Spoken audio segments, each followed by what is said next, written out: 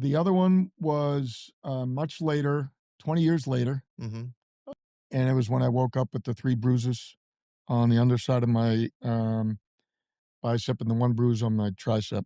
And I remember standing on my deck and looking up, and there was it looked like a miniature hurricane. It was a very dark cloud with a swirl around it and a dark hole in the middle, kind of a like the eye of the storm.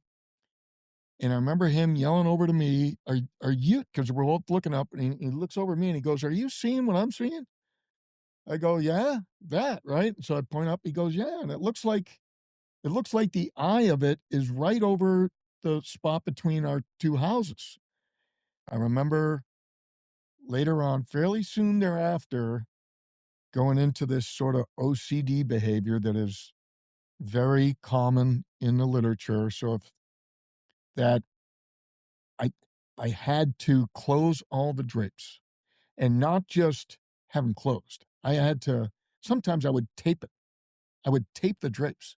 How whack is that, right? Mm, I couldn't afford to have the slightest little sliver of a gap because I didn't want those big mm, black, almond communion eyes from Whitley Strieber's book staring at me through that window. mm, And I would check them and recheck them.